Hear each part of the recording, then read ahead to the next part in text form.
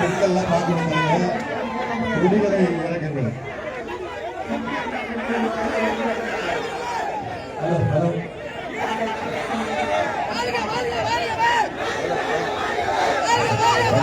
Hello hello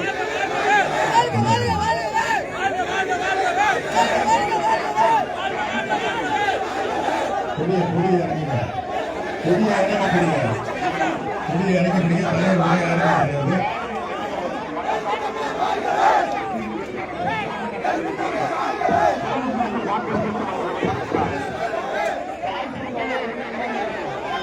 நமது சின்னம் நமது சின்னம் நமது சின்னம் திமுக கழகத்தின் ஆதரவு பெற்ற சின்னம், காங்கிரஸ் பேர் இயக்கத்தின் ஆதரவு பெற்ற சின்னம், தேமுதிக ஆதரவு சின்னம், இந்திய கம்யூனிஸ்ட் கட்சியின் ஆதரவு பெற்ற சின்னம், மார்க்சிஸ்ட் கம்யூனிஸ்ட் கட்சியின் ஆதரவு பெற்ற சின்னம், மதிமுகவின் ஆதரவு பெற்ற சின்னம், மக்கள் நீதி மையத்தின் ஆதரவு பெற்ற சின்னம், இந்திய யூனியன் முஸ்லீம் லீக்கின் சின்னம், மனிதநேய மக்கள் கட்சியின் சின்னம், எஸ்டிபிஐ ஆதரவு பெற்ற சின்னம், மனிதநேய ஜனநாயக கட்சியின் ஆதரவு பெற்ற சின்னம், விடுதலை சிறுத்தைகளின் சின்னம், விடுதலை சிறுத்தைகளின் சின்னம், விடுதலை சிறுத்தைகளின் சின்னம். நமது வெற்றி வேட்பாளர் அன்பு சகோதரர் AM ஷாஜகான் அவர்களை திராவிட முன்னேற்ற கழகத்தின் இந்த நோக்கம் வைக்கணும் சொல்றீங்க. திராவிட முன்னேற்ற கழகத்தின் தேர்தல் பணி பொறுப்பாளர் திரு ரங்கசாமி அவர்களை, திமுக ஒன்றிய செயலாளர்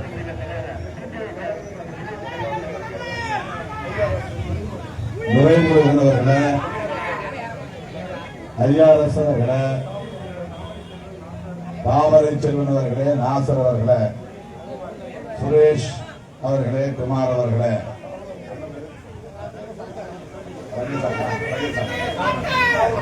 ஷாகுல் அமீத் அவர்களே, விடுதலை ஐஎம்எல் கட்சியின் மக்களவை உறுப்பினர் அன்பு சகோதரர் நவாஸ் கனி அவர்களே, விடுதலை சிறுத்தைகள் கட்சியின் மாவட்ட செயலாளர் அபிஸ்தலம் நதியா அவர்களே, மாவட்ட செயலாளர் சந்திரன் அவர்களே, செய்தி தொடர்பாளர் ஜெகதீசன் அவர்களே, துணை செயலாளர்கள் தங்க முருகேசன், முகமது ஆரிப், சுடர்வளவன், பெருமா முருகேசன், பாவை சக்திவேல், சசிகுமார், முனைவர் கண்ணகி, நிர்வாக குழு உறுப்பினர்கள் புறக்குடி குணசேகரன், பொறியாளர் பழனிசாமி, முத்தமிழ்ச்செல்வன், மகளிர் விடுதலை இயக்கத்தின் மாவட்ட செயலாளர் சகுந்தரா தேவி, இளைஞர்கள் எழுச்சி பாசறையின் மாவட்ட செயலாளர்கள் செந்தில் வரவன், முத்துலட்சுமி ஆகிய தோழர்கள் மற்றும் தோழமை கட்சிகளை சார்ந்த முன்னணி பொறுப்பாளர்களை பொறுத்துறைகளையும் பொருட்படுத்தாமல் இங்கே கூடியிருக்கிற என் உயிரின் உயிரான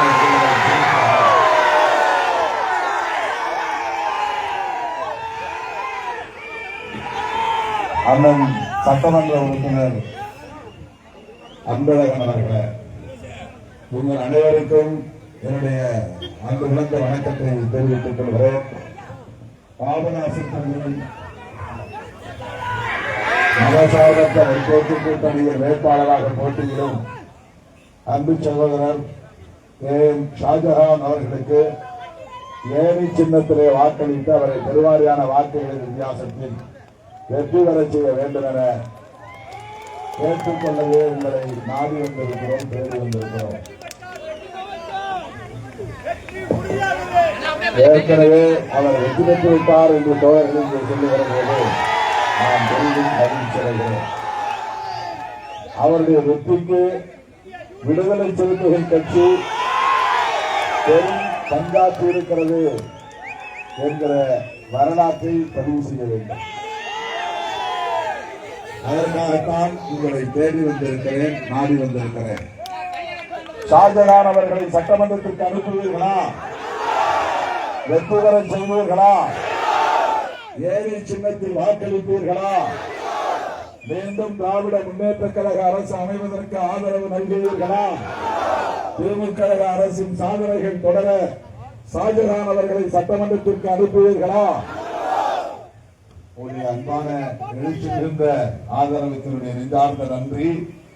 திராவிட முன்னேற்ற கழக தலைவர், தமிழக முதல்வர், நமது கூட்டணியின் தலைவர் அண்ணன் தளபதி ஸ்டாலின் அவர்களின் வாழ்த்துக்களோடு இந்த தொகுதியிலே போட்டியிடும் ஷாஜஹான் அவர்களை ஆதரித்து ஏணி சின்னத்திலே வாக்களித்து பெருவாரியான வாக்குகளின் வித்தியாசத்தில் அவரை வெற்றி பெற செய்ய வேண்டும் என்று கேட்டுக் கொள்கிறேன்.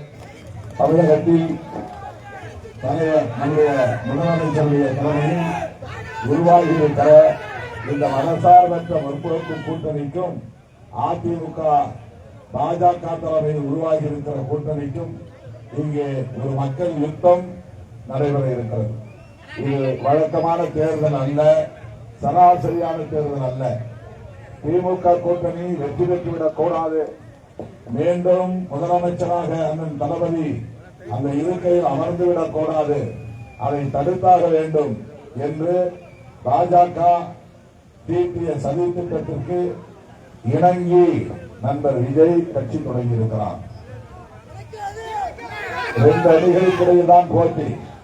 ஆனால் இடையில விஜய் கட்சி தொடங்கி இருப்பதற்கு காரணம் அவரால் வெற்றி பெற முடியாது என்பது அவருக்கு தெரியும், அவரால் ஆட்சிக்கு வர முடியாது என்பது அவருக்கு தெரியும். ஆனால் அவருக்கு ஒரே ஒரு அஜெண்டா தான், செயல் திட்டம் தான். திமுகவுக்கு எதிராக பேச வேண்டும், திமுகவுக்கு எதிரான வெறுப்பை விதைக்க வேண்டும், திமுக ஆட்சியை அப்புறப்படுத்த வேண்டும், முதலமைச்சராக நாற்காலியில் அந்த தளபதி ஸ்டாலின் அவர்கள் இருக்கக்கூடாது. இந்த ஒரே ஒரு அரசியலை பேசுவதற்காக கட்சி தொடங்கி இருப்பதுதான் நண்பர் விஜய். அது உண்மையா இல்லையா? ஏனென்றால் அவர் கட்சி தொடங்கி 3 வருஷம் ஆகுது. இதுவரையில் அவர் வேறு எதை பற்றியுமே பேசியதில்லை. அவர் எங்கே வாயை திறந்தாலும் திமுகவா தவிகவா 2 பேருக்குத்தான் போட்டி. அவர் கட்சி தொடங்கி 3 வருஷம் தான் ஆகுது. திமுக 3/4 நூற்றாண்டு கால வரலாறு உள்ள கட்சி, 6 முறை ஆட்சி பீடத்தில் ஏறிய கட்சி, 7வது முறை ஆட்சி பீடத்தில் ஏறப்போகிற கட்சி, கிளை வரையில் குக்கிராம வரையில் கட்டமைப்புகளை கொண்ட கட்சி. இந்தியாவிலேயே திமுக கழகத்தை போல கட்டமைப்புள்ள ஒரு கட்சி எதுவும் இல்லை என்று சொல்ல முடியும். அந்த அளவுக்கு திமுக கிளைகள் வரையில் ஒவ்வொரு வாக்குச்சாவடிக்கும் வாக்குச்சாவடி பணிக்குழு நியமிக்கிற அளவுக்கு கட்டமைப்பு வசதி உள்ள ஒரு கட்சி. ஆளுங்கட்சியாக இருக்கிற திமுகவை நேற்று பெய்த மழையில் இன்று முளைத்த காளான் என்று பழமொழி சொல்வார்கள். ஒரு பழமொழி, நேற்று பெய்த மழையில் இன்று முளைத்த காளான் என்பது பழமொழி. அவர் இன்னும் ஆட்டத்திலே முதல் ஆட்டத்திலே இறங்கல, அவர் குவார்டர் ஃபைனலுக்கு வரல, செமி ஃபைனலுக்கு வரல. அவர் எப்படி டைரக்டா ஃபைனல்ல திமுகவை வீழ்த்துவேன்னு சொல்றார். அவர் பிளே கிரவுண்டுக்குள்ளே இப்பதான் நுழைகிறார். அவர் நேரடியாக திமுகவோடு மோதுகிறேன், திமுகவை வீழ்த்துவேன், ஸ்டாலினை அப்புறப்படுத்துவேன், இந்த ஒரே ஒரு அரசியல் தான் நண்பர் விஜய் பேசுகிறார். வேற ஏதாவது பேசி பார்த்துருக்கீங்களா? அவர் சொல்வார், திமுக அரசியல் எதிரி, பாஜக கொள்கை எதிரி. அரசியலுக்கும் கொள்கைக்கும் அவ்வளவு பெரிய வேறுபாடு இருக்கா? அரசியல் வேறு, கொள்கை வேறா? கொள்கை இல்லாமல் அரசியல் இல்லை, அரசியல் இல்லாமல் கொள்கை இல்லை. ஆகவே பாஜகவை பேச மாட்டார், விமர்சிக்க மாட்டார், மோடியை விமர்சிக்க மாட்டார், அமித்ஷாவை விமர்சிக்க மாட்டார், ஜனநாயகம் படத்தை தடை செய்தாலும் விமர்சிக்க மாட்டார். அவர் விமர்சிப்பது ஒரே ஒரு தலைவரைத்தான், ஒரே ஒரு கட்சியைத்தான், ஒரே ஒரு கூட்டணியைத்தான். ஒரு உண்மையை நீங்கள் புரிந்து கொள்ள வேண்டும். எனக்கு தனிப்பட்ட முறையில் அவர் மீது எந்த காழ்ப்பும் இல்லை, அவரை விமர்சிக்க வேண்டும் என்ற தேவையில்லை. ஆனால் தமிழ்நாடு அரசில் ஊடகங்கள் அவரை காலையில் தூங்கி எழுந்தார், முகம் கழுவினார், உடை மாற்றினார், மேக்கப் செய்தார், வண்டி ஏறினார், இதோ கிளம்பினார், இதோ நகர்கிறார், இப்படி அவரை பற்றி 24 மணி நேரமும் ரன்னிங் கமெண்ட்ரி கொடுத்து கொண்டிருக்கிறார்கள் தொலைக்காட்சிகளில். ஏனென்றால் அவரை உயர்த்தி பிடித்து அவருக்கு செல்வாக்கு இருப்பதை போல காட்டி, அவரால் இங்கு பெரிய ஆட்சி மாற்றம் நிகழ்வு போல காட்டி, முஸ்லிம் வாக்குகளையும், கிறிஸ்தவர்கள் வாக்குகளையும், தலித் வாக்குகளையும், இதர முதல் தலைமுறை வாக்காளர்களையும் அவர் பக்கம் திருப்புவதுதான் அவர்களின் நோக்கம். அதுதான் பிஜேபி அஜெண்டா. ஏனென்றால் பிஜேபிக்கும் வாக்களிக்க மாட்டார்கள், பிஜேபி இருக்கிற அணிக்கும் வாக்களிக்க மாட்டார்கள். யார்? சிறுபான்மை சமூகத்தில் சார்ந்த மக்கள், முஸ்லீம்களும் கிறிஸ்தவர்களும். பிஜேபி ஆட்சிக்கு வந்த நாளிலிருந்து முஸ்லீம்களுக்கும் கிறிஸ்தவர்களுக்கும் எதிரான வெறுப்பு அரசியலை திட்டமிட்டவர்கள் பரப்புகிறார்கள். முஸ்லீம் ஓட்டு வேண்டாம் என்ற முடிவை எடுத்த கட்சி பிஜேபி, கிறிஸ்தவர்கள் ஓட்டு வேண்டாம் என்று வெளிப்படையாக முடிவெடுத்த கட்சி பிஜேபி. அந்த கட்சிக்கு அல்லது அந்த கட்சி இடம்பெறுகிற அதிமுக கூட்டணிக்கு இவர்கள் ஓட்டு போகவே போகாது. அதற்கு பதிலாக திமுகவுக்கும் திமுக கூட்டணிக்கும் தான் போகிறது. இந்த வாக்குகளை எப்படி திசை திருப்புவது, தடுப்பது, போக விடாமல் தடுப்பது, அதற்காக திட்டமிட்டு விஜய் அவர்களை கட்சி தொடங்க வைத்து திமுகவுக்கு எதிராக மட்டுமே பேச வைத்துக் கொண்டிருக்கிறார் மோடி. இதுதான் அரசியல். இதை புரிந்து கொள்ள வேண்டும். நான் கேட்கிறேன், அந்த விஜய் அவர்களை பார்த்து, திமுகவை வீழ்த்த நீங்கள் விரும்புவது உங்கள் விருப்பம், முயற்சிப்பது உங்கள் முயற்சி, அது உங்களுடைய சுதந்திரம், ஜனநாயக உரிமை. ஆனால் திமுகவை ஆட்சியில் இருந்து அப்புறப்படுத்திவிட்டு அந்த இடத்தில் யாரை அமர வைத்து பார்க்கிறீர்கள்? அவரால் உட்கார முடியாது, 10% மேல அவரால் ஓட்டு வாங்க முடியாது. அவரே திருச்சியில் வெற்றி பெறுவாரா? தெரியாது. அவரே பெரம்பூரில் வெற்றி பெறுவாரா? அவருக்கே சந்தேகம். அதனால்தான் பெரம்பூரிலும் வேட்புமனு தாக்கல், திருச்சி கிழக்கிலும் வேட்புமனு தாக்கல், அவருக்கே சந்தேகம். ஆக திமுக கூட்டணியை பலவீனப்படுத்திவிட்டு ஆட்சியில் இருந்து அவர்களை அப்புறப்படுத்திவிட்டு ஒரு தொழில 300-400 ஓட்டு கூட ஒரு வேட்பாளரை தோற்கடிக்க முடியும், 100 ஓட்டு கூட ஒரு வேட்பாளரை தோற்கடிக்க முடியும். நம்முடைய கூட்டணிக்கு கிடைக்கிற, ஷாஜகானுக்கு கிடைக்கிற வாக்குகளை அவர்கள் 1000-2000 ஓட்டை பிரிச்சா கூட நம்முடைய வெற்றி வாய்ப்பு பாதிக்கப்படும். முஸ்லிம் சமுதாயத்தில் முதல் தலைமுறையை சார்ந்த சில பிள்ளைகள் 18 வயசு விஜய் விஜய் என்று போகிறார்கள். இதுதான் அவருடைய திட்டம். முதல் தலைமுறை வாக்காளர்களை பிரிப்பது, ஒரு பூத்துக்கு 50 ஓட்டை பிரிப்பது, 100 ஓட்டை பிரிப்பது, அதன் மூலம் திமுக கூட்டணியை வீழ்த்துவது. இதுதான் விஜயுடைய அஜெண்டா. முதலமைச்சராவது அவருடைய நோக்கம் இல்லை. முதலமைச்சராவது அவரால் முடியாது, அதற்கு வாய்ப்பில்லை. தோழர்களே, குறிப்பாக அவர்கள் எல்லோரும் சொல்லுகிறார்கள், தலித் மக்கள் தான், இளைஞர்கள் தான் விஜய் பின்னால போகிறார்கள் என்று சொல்கிறார்கள். அப்படி போகிறார்களா? நீங்கள் சினிமா மோகம் உள்ளவர்களா? நீங்கள் ஹீரோ மயக்கம் உள்ளவர்களா? நீங்கள் நடிகர்களை பார்த்து, கதாநாயகர்களை பார்த்து ஏமாறக்கூடியவர்களா? நீங்கள் அது இல்லை என்பதை உறுதிப்படுத்துவதற்கான நாள் தான் ஏப்ரல் 23. அதிமுகவுக்கு போடுகிற ஒவ்வொரு ஓட்டம் அல்லது தாவேக்காவுக்கு போடுகிற ஒவ்வொரு ஓட்டம் பிஜேபிக்கு போடுவதாகத்தான் அர்த்தம். எடப்பாடி பழனிசாமி அவர்கள் அதிமுக பொதுச் செயலாளர் என்று அவரே சொல்லிக் கொண்டாலும் உண்மையிலேயே அதிமுக பொதுச் செயலாளர் மோடி தான், நரேந்திர மோடி தான். பிஜேபியின் சின்னம் தமிழ்நாட்டை பொறுத்தவரையில் ரெட்டை. அவங்களுக்கு 2 சின்னம் இருக்கு தமிழ்நாட்டில். அவங்க சொந்த சின்னம் ஒண்ணு, அதிமுக ரெட்டை ஒண்ணு. ரெட்டைக்கு போடுற ஒவ்வொரு ஓட்டும் பிஜேபி தான் வலிமைப்படுத்தும். தமிழ்நாட்டில் பிஜேபி வலிமை பெற்றால், அதிமுக வெற்றி பெற்று பிஜேபி வலிமை பெற்றால் தமிழ்நாடு உத்தரப்பிரதேசமாக மாறிவிடும். மத்திய பிரதேசத்தில் நடப்பது போல் நடக்கும். பீகாரில் பதற்றம் இருப்பது போல் பதற்றம் தொடரும்.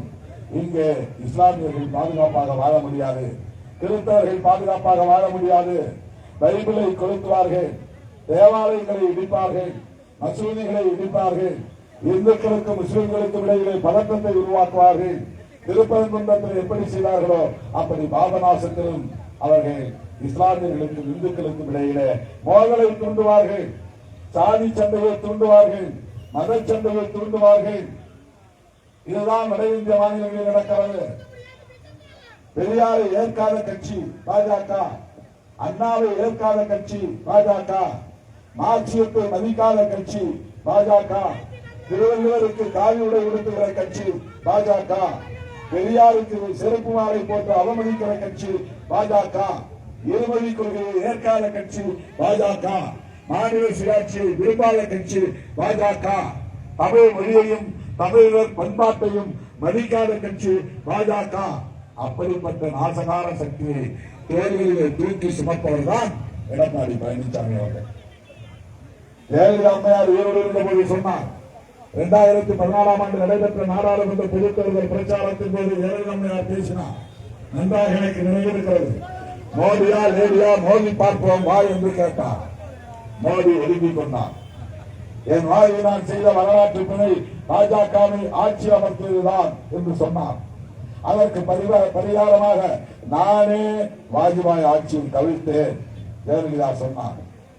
அத்தோடு விட்டுவிடவில்லை, மேலும் சொன்னார், அதிமுக எந்த காலத்திலும் பாஜகவோடு கூட்டணி வைக்காது சொன்னாரா இல்லையா? எடப்பாடி பழனிசாமி அவர்களே, இதற்கு பதில் சொல்ல முடியுமா? நான் திமுகவோடு ஏன் கூட்டணியில் இருக்கிறேன் தொடர்கிறேன் என்பதை என்னால் விளக்க முடியும். 3 மணி நேரத்திற்கு மேலாக பேச முடியும்.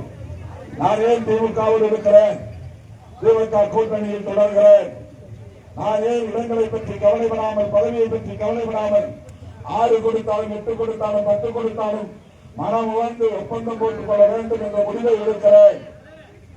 ஏனென்றால் புரட்சியாளர் அம்பேத்கர் வழிபடுத்த அரசமைப்பு சட்டத்தை பாதுகாப்பதற்காக திமுக, காங்கிரஸ், இடதுசாரி கட்சிகள், இஸ்லாமிய கட்சிகள் இருக்கிற இந்த அணியால் மட்டும்தான் முடியும். மதச்சார்பின்மை என்கிற உயிர்வீச்சு கோட்பாட்டை பாதுகாக்க இந்த அணியால் மட்டும்தான் முடியும்.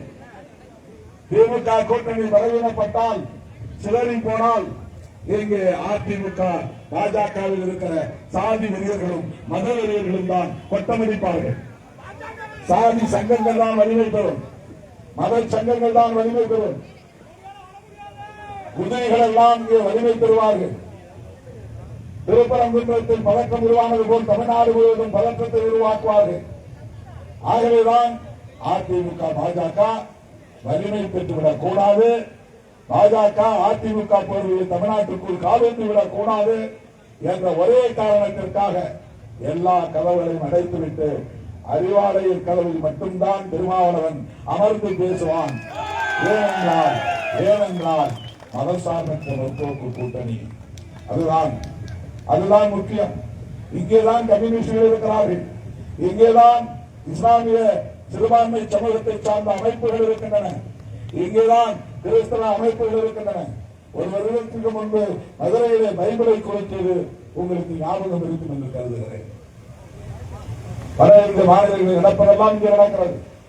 ஆக இந்த கூட்டணியில் தான் கிறிஸ்தவ அமைப்புகள் இருக்கின்றன, இஸ்லாமிய அமைப்புகள் இருக்கின்றன, இடதுசாரி கட்சிகள் இருக்கின்றன, ஒடுக்கப்பட்ட விடுதலை மக்களுக்கான அமைப்புகள் ஒன்று சேர்ந்து இருக்கின்றன. மேலும் இப்போது நம்மோடு தேமுதிகவும் ஒன்று சேர்ந்து இருக்கிறது. இந்த கூட்டணிதான் தேசிய அளவில் கட்டுக்கோப்பாக இயங்குகிற கொள்கை பிடிப்புள்ள ஒரே கூட்டணி. ஆகவேதான் திருமாவளவன் இந்த கூட்டணியில் இருக்கிறார். எடப்பாடி பழனிசாமி அவர்களே, பாஜகவோடு கூட்டணி வைத்திருப்பதற்கு ஏதேனும் ஒரு நியாயமான காரணத்தை உங்களால் சொல்ல முடியுமா? அதிமுக பெரியார் பாசல் உருவான கட்சி தானே, அண்ணாவால் உருவாக்கப்பட்ட கட்சி தானே. அந்த பெரியாரையும் அண்ணாவையும் ஏற்றுக்கொள்ளுகிற கட்சியா பாஜக? அதற்கு மட்டும் பதில் சொல்லுங்க. பிஜேபி துண்டறிக்கையில் அண்ணா படத்தையும் பெரியார் படத்தையும் போடுவார்களா?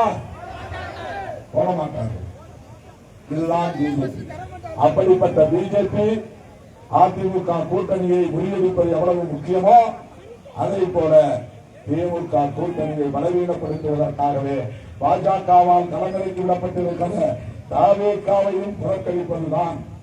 மீண்டும் விசிலடிப்பதற்கு தேட்டருக்கு போங்கள் என்று அவர்களை தேட்டருக்கு அனுப்புவதுதான் இந்த தேர்தலில் நீங்கள் எழுத வேண்டிய தீர்ப்பு.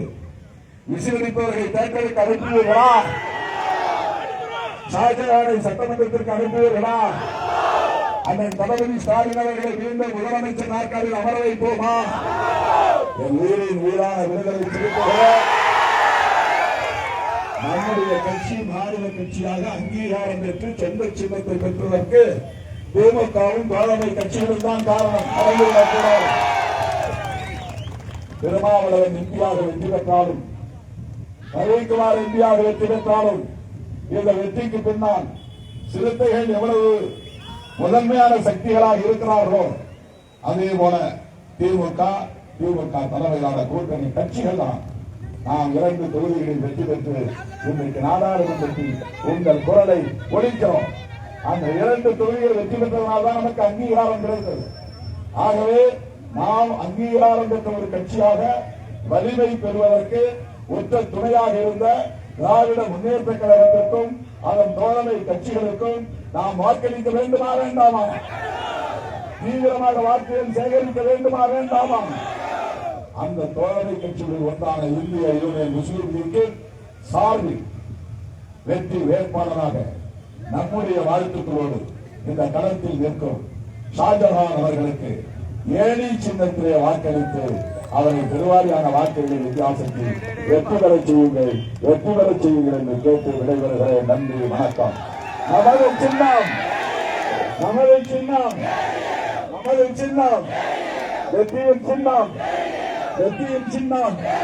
நமது சின்னம். நன்றி.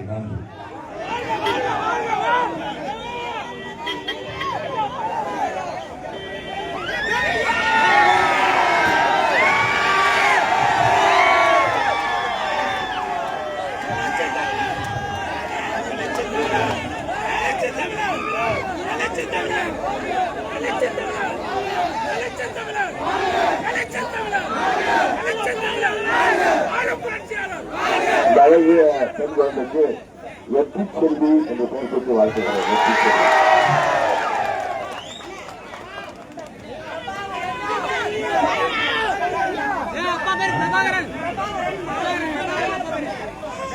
பிரபாகரன், மாலவி ஆகியோரின் இந்த அழகிய பெண் குழந்தைக்கு மதிவதனி என்று பெயர் பெற்று வாழ்த்துகிறேன். மதிவதனி.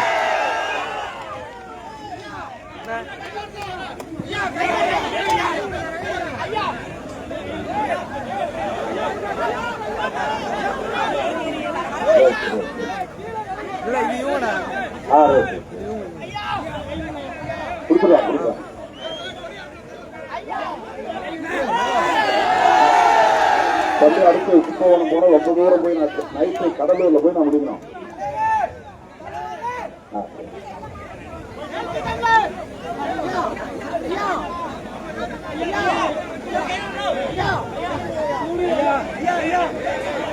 வண்டி